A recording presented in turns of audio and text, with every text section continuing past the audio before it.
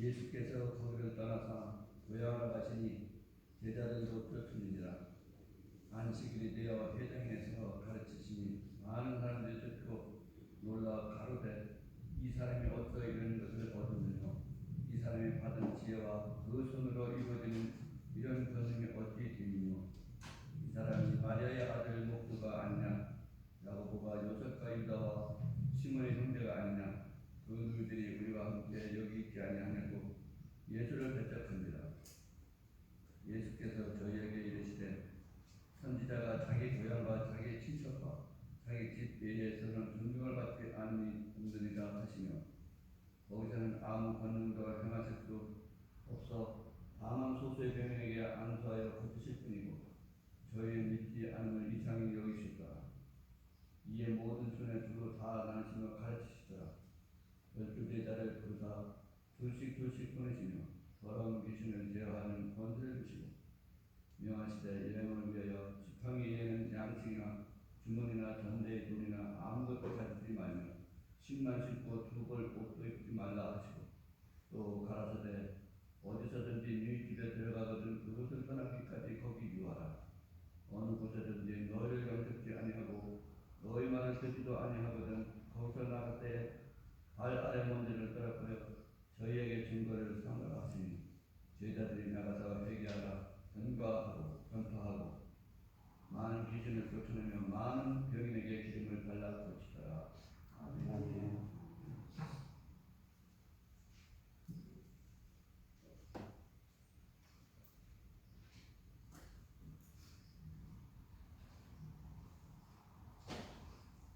오늘 같이 은혜 받고 저는 말씀의 본문은 마가복음 6장 1절에서 13절 말씀입니다.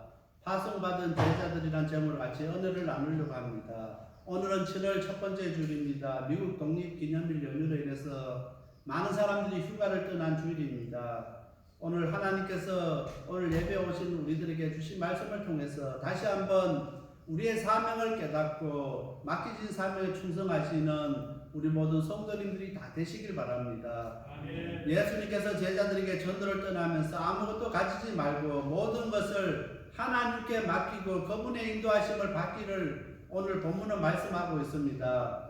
그 당시에 제사장과 서기관들은 헌금을 모으기 위해서 주머니를 가지고 다녔습니다. 그래서 얼마만큼 주머니를 많이 가지고 있느냐에 따라서 그 사람의 영향력을 나타내게 되었던 것입니다. 그런데 예수님께서는 제자들을 파송하면서 주머니나 전대의 돈이나 아무것도 가지지 말라고 하셨습니다. 예수님의 제자들은 제사장들처럼 헌금을 받기 위해서 선교를 떠나는 것이 아니라 전도를 떠나는 사람이 아니라 복음을 나눠주기 위해서 예수님의 사랑을 전하기 위해서 떠나는 사람들입니다. 그래서 예수님께서 받는 사람이 아니라 주는 사람인 것을 제자들에게 확신시켜 줬습니다. 오늘 우리들도 받는 것보다는 다른 사람들을 섬기고 나눠주는 우리 성도님들이 다 되시길 간절히 바랍니다. 아멘. 첫 번째로 12제자를 부르셔서 2명씩 파송하셨습니다. 7절 말씀입니다. 12제자를 부르사 둘씩 보내시며 더러운 귀신을 제어하는 권세를 주시고 예수님께서 2명씩 보내신 것은 서로를 도와줄 수 있기 때문입니다. 우리가 전도를 가든 선교를 가든 한 사람이 가는 거하고 두 사람이 가는 거하고는 많이 서로가 의지가 되고 같이 기도도 할 수 있고 더 많은 일을 할 수가 있습니다. 그래서 2명씩 보낸 것도 있지만 오늘 이것보다 더 중요한 것이 있습니다. 오늘 제자들이 전가하는 그 전거의 신빙성 때문입니다. 그래서 유대인들은 신명기서 19장 15절 말씀을 기억하고 있습니다. 사람의 모든 악에 관해서 모든 죄에 관하여 한 정인으로만 정할 것이 아니요 두 정인의 입으로나 또는 세 정인의 입으로 그 사건을 확정할 것이며 그래서 오늘 신명기서 19장 15절 말씀은 유대인들이 그들 삶 가운데서 이것을 적용하고 또 그렇게 실천하고 있게 되는 것입니다. 그래서 오늘 신명기서 19장 15절에 사람의 모든 악에 관해서 모든 죄에 관해서는 한 정인의 정할 것이 아니고 두 정인의 입으로 또 새 정인의 입으로 그 사건을 확정하라는 것입니다. 그래서 예수님의 파송받은 제자들은 그 선교지에서 그들의 악과 죄를 지적하고 그들이 죄인인 것을 고백하도록 하기 위해서는 그들이 유대인들이 이미 알고 있는 방법을 사용해서 두 사람의 증인을 통해서 그들에게 확정시켜 주시는 것입니다. 그래서 예수님의 제자들을 2명씩 파송시킨 이유 중에 가장 큰 이유는 그 선교지에서 그 사람들이 악과 죄를 지적하고 그들이 정말 죄인인 것을 고백할 수 있도록 하게 하기 위해서 두 사람의 증인을 보내서 확정시켜 주셨던 것입니다. 오늘 우리가 나가서 전도할 때도 우리가 두 사람씩 이렇게 나가서 전도해야 되는데 이미 이단들이 그렇게 하기 때문에 교회에서 이 방법을 잘 쓰지를 못합니다. 이미 이단들은 여호와 증인이나 신천지나 이런 사람들이 우리가 기독교인은 좋은 말씀이나 좋은 단어, 좋은 것들을 다 이미 사용하고 있어서 우리가 사용하면은 혹시 이단으로 오해받을 때가 참으로 많이 있습니다.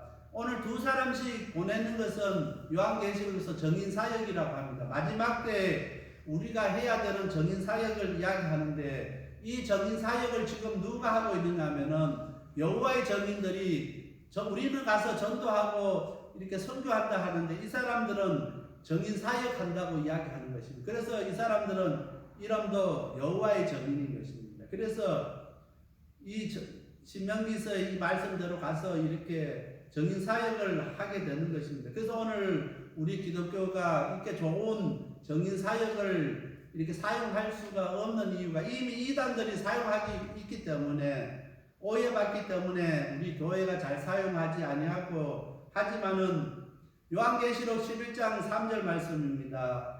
내가 나의 두 증인에게 권세를 주리니 저희가 굵은 배옷을 입고 1260일에 이를 예언하리라. 1260일은 3년 반입니다. 마지막 때 7년 대 환란이 오는데 전반기에 3년 반 동안 그 사역을 이야기하는 것입니다. 그래서 두 증인의 사역을 마지막 때 감당할 것을 요한계시록에서 말씀하고 있습니다. 오늘 우리 교회가 또 우리 성도들이 마지막 때 이 두 증인의 사역을 감당해야 되는데 정말 우리가 깨어있지 아니하고 준비했지 아니하고 예수님 안에 있지 아니하면은 이 사역을 감당할 수가 없다는 것입니다. 그래서 오늘 우리가 나가서 전할 때 에스겔서 2장 5절 말씀입니다. 오늘 읽은 본문의 말씀입니다. 그들은 패역한 족속이라 듣든지 아니 듣든지 그들 가운데 선지자가 있는 줄 알지니라. 정말 우리가 가서 복음을 전할 때 정인된 사역을 할 때 사람들이 듣든 안 듣든 그들 가운데 정말 선지자가 있는 줄 알게 해야 될 책임이 오늘 우리에게 있습니다. 세상 속에서 우리의 삶을 통해서 예수님께서 어떤 분이신지를 우리가 보여줘야 할 사명이 있습니다. 정말 우리의 삶 가운데서 그들이 죄인이고 그들이 죄로 영원히 죽을 수밖에 없는 존재인 것을 우리가 전해야 되는 것입니다. 그래서 예수님으로 말미암아 오직 생명을 얻을 수 있다는 것을 그들에게 우리가 그 복음을 전해야 되는데 오늘 우리는 복음 전한 것을 주저합니다. 왜냐하면 세상이 오늘 우리를 외면하고 우리를 받아들이지 않기 때문입니다. 그러나 에스겔서에서는 그들이 듣든지 아니 듣든지 그들 가운데 선지자가 있는 줄 알지니라.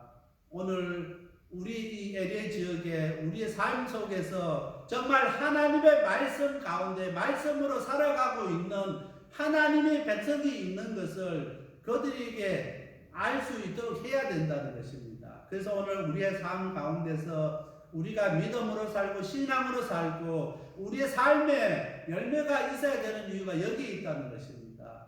오늘 우리가 세상에 나가서 사람들같이 똑같이 산다고 하면은 그 사람들에게 정말 선지자가 있는 줄 알지 못한다는 것입니다. 그들 삶 가운데서 하나님의 자녀, 하나님의 백성이 있는 줄 그들이 깨닫지 못한다는 것입니다. 오늘 하나님께서는 우리를 부르셔서 우리의 삶을 삶 속에서 정말 하나님의 그 사명 감당하기를 원하시고 계십니다. 정말 그들이 듣든 안 듣든 복음을 전할 수 있는 오늘 우리 방주교회 성도님들이 다 되시길 바랍니다. 입으로 전하는 것이 아니라 우리의 삶으로서 그들에게 보여줄 수 있는 오늘 우리들이 다 되시길 바랍니다. 70년대, 60년대에는 가서 우리가 복음을 전할 때 말로 전했습니다. 그러나 90년대 이후에는 이제는 복음을 전할 때 아무리 열심히 전도지를 나눠주고 입으로 아무리 예수 믿으라 해도 소용이 없다는 것입니다. 이미 그들은 예수님이 누군지를 다 알고 있습니다. 또 많은 사람들 가운데 교회에 한 번씩은 다 가보는 사람들이고 어릴 때 교회에 출석했던 사람들이고 또 학교 다니면서 성경에 대해서 배운 사람들이고 다 기독교가 무엇인지를 예수님이 누구신지를 다 알고 있는 사람들이기 때문에 이제는 가서 입으로 전할 수가 없습니다. 그래서 입으로 전해서는 그들을 변화시킬 수가 없다는 것입니다. 오늘 우리의 삶을 통해서 우리의 모습을 통해서 그들이 예수 믿는 사람이 삶이 무엇인지를 깨닫게 해야 된다는 것입니다. 그 삶을 보고 우리의 생활을 보고 그들이 이제 예수님 앞으로 나올 수 있게 해야 된다는 것입니다. 점점 우리가 전도하기 힘들고 우리가 신앙생활 하기 힘들고 믿음 지키기 어려운 이때입니다. 이때일수록 우리가 이 시간에도 우리를 부르시는 예수님의 그 부름에 순종하면서 우리의 삶 가운데서 정말 우리의 삶으로 정말 예수님을 전도하고 예수님이 어떤 분인지를 나타낼 수 있는 귀한 우리 방주교회 성도님들이 다 되시길 바랍니다. 아멘. 두 번째로 파송받은 사람은 파송받은 지역을 거룩하게 여겨야 합니다. 8절 말씀입니다. 명하시되 영을 위하여 지팡이 외에는 양식이나 주머니나 전대의 돈이나 아무것도 가지지 말며 파송받은 예수님의 제자들에게 8절 말씀은 매우 중요한 의미가 담겨져 있습니다. 8절 말씀을 통해서 철저하게 하나님을 신뢰하고 의지하라고 말씀하시는 것을 이해할 수가 있습니다. 또한 여기에 보면은 전대나 주머니나 전대는 우리가 알 수 있습니다. 여행하는 사람이 왜 주머니를 가지냐면 아까 선언에서 제가 이야기한 것처럼 바리새인이나 서기관들은 이 주머니를 가지고 다니면서 이제 헌금을 거뒀습니다. 선교비를 거뒀던 것입니다. 그래서 가는 지역마다 가서 이렇게 선교비를 거둬서 선교를 한다고 이렇게 선교 헌금을 하라고 강요를 했습니다. 그래서 예수님께서는 그 파송받은 제자들에게 절대로 주머니를 가지고 다니지 말라는 것입니다. 전대의 돈이나 아무것도 가지지 말라는 것입니다. 가서 그곳에서 선교지에서 절대로 내가 선교하러 왔으니까 전도하러 왔으니까 헌금하라고 강요하지 말라는 것입니다. 많은 이민교회 중에 성도들이 그 교회에서 상처받고 시험받는 것 중에 제일 첫 번째 이유 중에 하나가 헌금을 강요하는 것입니다. 본인의 삶도 어렵고 힘든데 교회 가면은 매일 강대상에서 교회가 어려우니까 선교해야 되니까 전도해야 되니까 헌금하라고 강조하고 강요하는 교회가 많이 있다는 것입니다. 그래서 성도들이 그곳에서 시험을 들고 어려움을 당하는 분들이 의외로 많다는 것입니다. 왜냐하면은 우리가 이민생활하는 것이 그렇게 쉽지가 않습니다. 우리가 이민생활을 하면서 자리 잡기가 쉽지가 않은데 정말 매달 렌트비나 내기도 어렵고 힘들게 그렇게 살아가는데 교회 가면은 더 이렇게 헌금을 강조하고 경제적인 것을 이야기할 때 그 성도들은 더 어려움을 당하고 상처받을 수밖에 없습니다. 예수님께서도 제자들을 파송하면서 그 파송지에 사람들이 얼마나 어렵고 변변치 못하게 생활하는데 내가 전도하러 왔다고 내가 선교하러 왔다고 헌금하라고 강요하지 말라는 것입니다. 그래서 주머니나 전대의 돈이나 아무것도 가지지 말라고 이야기하고 있습니다. 오늘 이 말씀은 유대인들은 이 8절 말씀을 또 다른 의미로 이렇게 해석하고 있습니다. 우리는 그냥 하나님을 철저히 신뢰하고 의지하고 나가라고 그렇게 이해하지만 유대인들은 이 8절 말씀을 읽으면은 또 다른 생각을 갖고 되는데 유대인들은 성전들에 들어갈 때 그의 지팡이와 신과 돈 전대를 풀어놓지 아니하면은 안 되는 것이 랍비의 율법입니다. 그래서 유대인들은 성전에 가면은 성전들에서 오늘 8절 말씀대로 지팡이와 양식과 전대의 돈, 자기가 가진 것 모든 것을 다 풀어놓고 이렇게 성전에 들어가게 되어 있습니다. 즉 세속의 물건은 가지고는 거룩한 장소에 들어갈 수 없다는 것이 랍비의 율법입니다. 그래서 철저하게 이 사람들은 성전에 들어가면은 세속적인 물건은 다 맡기고 그냥 이렇게 깨끗한 모습으로 이렇게 들어가게 되는 것입니다. 예수님께서 8절 말씀을 통해서 제자들에게 파송받은 지역에서 비록 그들이 변변한 집이라 할지라도 성전들과 같이 조금도 다름없는 거룩한 땅인 것을 제자들에게 기억하라는 것입니다. 그들이 선교하는 그 선교지가 성전이나 다름없이 거룩한 곳이라는 것입니다. 그렇기 때문에 성전에 들어오는 그 마음가짐과 그런 자세를 가지고 선교지에 그 전도하는 그 지역에 가라는 것입니다. 그래서 오늘 이 말씀은 이 시대의 우리 그리스도인들에게 참으로 중요한 말씀입니다. 많은 그리스도인들의 삶이 교회와 세상의 삶이 다르다는 것입니다. 교회에 오면은 거룩한데 세상에 가면은 그 거룩을 잃어버립니다. 정말 교회 와서는 예배 드릴 때는 거룩한 하나님의 자녀고 하나님의 백성인데 성전문만 나서면은 딴 사람이 된다는 것입니다. 세상 사람과 다를 것이 하나도 없는 것이 오늘 우리들의 모습입니다. 그렇기 때문에 이 시대에 오늘 교회가 지탄받고 그리스도인들이 손가락질 받는 이유가 그것입니다. 오늘 우리끼리 모이면은 거룩을 이야기하고 하나님 앞에 예배 드리는데 그들이 세상 가운데 가면은 세상 사람들보다 더 비도덕적이고 비양심적이고 그렇게 살아가는 사람들이 의외로 많다는 것입니다. 입으로는 예수 믿는 사람이고 하나님의 백성인데 어떻게 우리보다 더 비양심적이고 비도덕적이고 비신사적으로 그렇게 살아가느냐는 것입니다. 오늘 교회에 다니는 우리 성도님들 때문에 직분자들에게 여러 가지 사기도 당하고 어려움 당하는 사람들이 의외로 많다는 것입니다. 그래서 세상 사람들이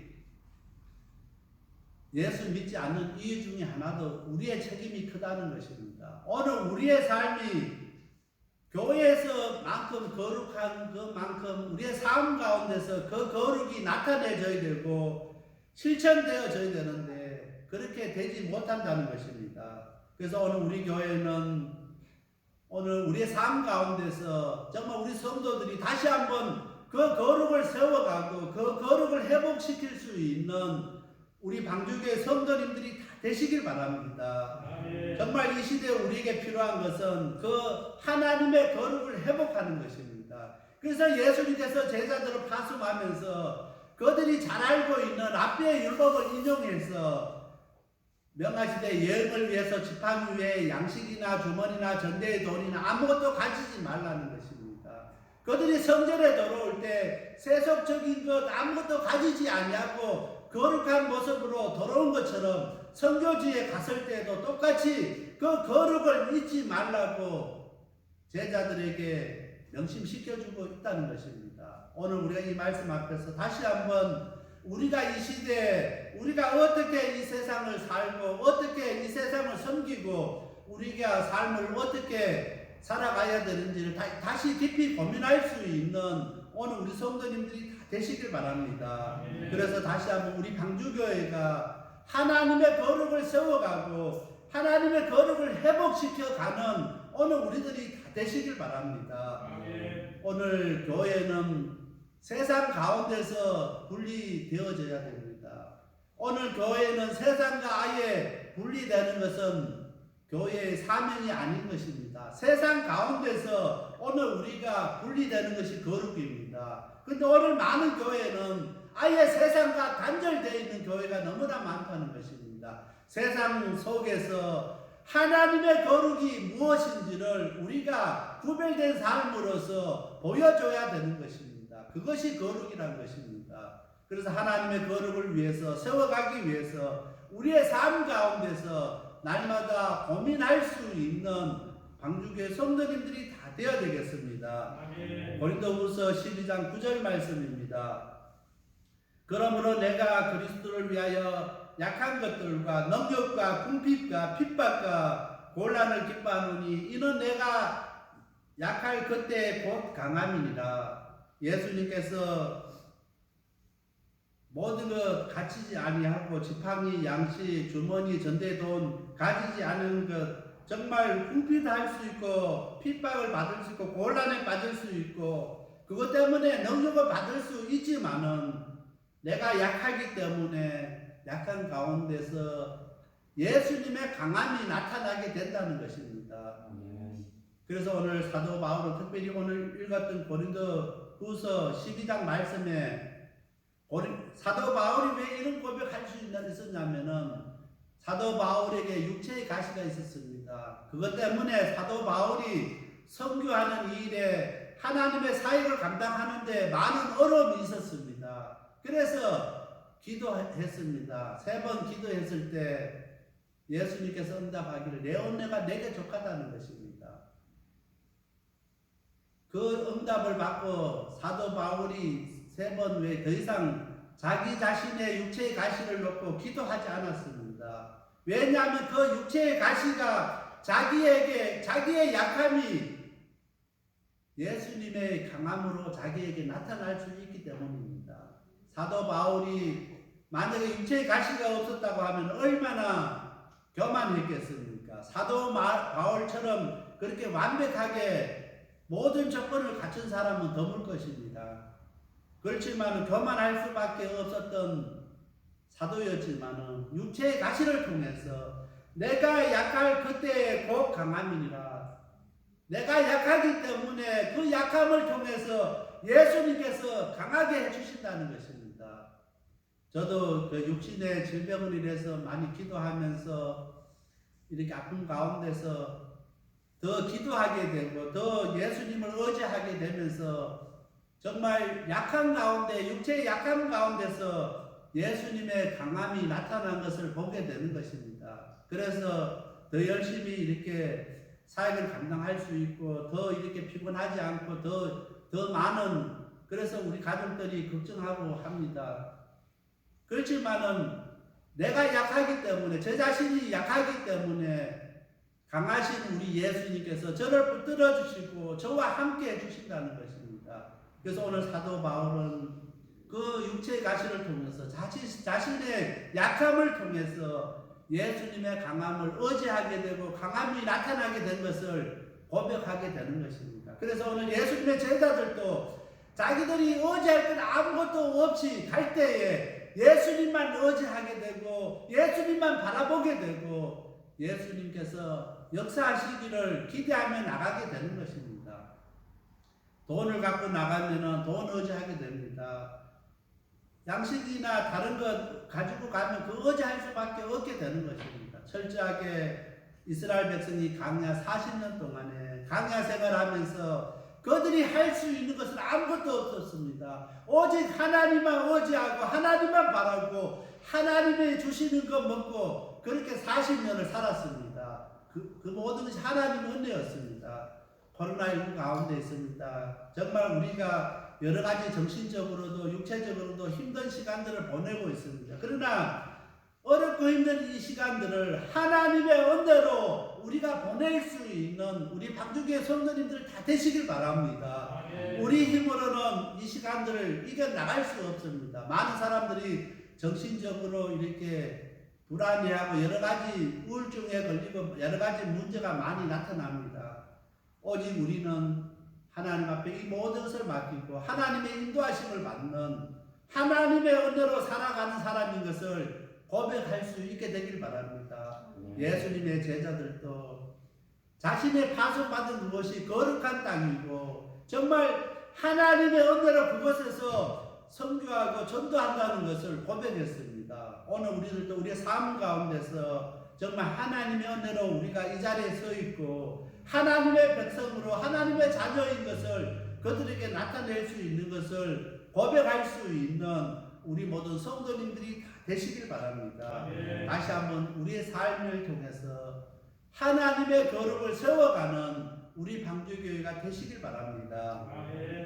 세 번째로 파송받은 자의 설교는 회개하라였습니다. 12절 말씀입니다. 제자들이 나가서 회개하라고 전파하고 예수님의 오심을 예비한 세례 요한의 설교는 회개하라였습니다. 예수님 또한 맨 처음 공생애를 시작하면서 설교하신 설교도 회개하라였습니다. 요한계시록 2장 3장에 소아시아 7교회에 나오는데 그들의 핵심적인 메시지도 회개가 중심 내용입니다. 이 시대에 오늘 우리의 그 설교의 내용도 회개가 되어져야 된다는 것입니다. 그런데 오늘 우리 교회에서는 이 회개가 선포된 지 이미 오래되어 전에 옛날 일처럼 되어져 버렸습니다. 회개를 선포하고 회개를 하라고 이야기하면은 이미 우리가 예수님을 통해서 다 구원받았는데 왜 우리 교회는 날마다 회개하라느냐고 이렇게 불만을 드러내는 교인들이 있습니다. 그러나 오늘 이 시대의 메시지의 중심은 회개가 되어져야 된다는 것입니다. 우리가 회개해야만이 우리가 영적으로 깨끗하게 될 수 있습니다. 회개하지 아니하면은 우리가 거룩하게 되지 못한다는 것입니다. 오늘 많은 사람들은 이 회개를 잘 이야기하지 않습니다. 회개를 이렇게 생각지 않습니다. 회개를 놓고 고민도 하지 않습니다. 이미 교회마다 회개를 잃어버린 지 오래되었습니다. 그러나 오늘 우리 방주교회는 마지막 때 정말 회개를 선포할 수 있는 교회가 되어야 되겠습니다. 우리가 나가서 전하는 메시지의 핵심도 회개가 되어야 된다는 것입니다. 회개하라고 외칠 수 있는 오늘 우리 성도님들이 다 되시길 바랍니다. 그러기 위해서 먼저 우리 자신이 회개해야만이 가서 회개의 메시지를 전할 수 있습니다. 내가 회개하지 않는데 어떻게 회개를 전할 수 있겠습니까?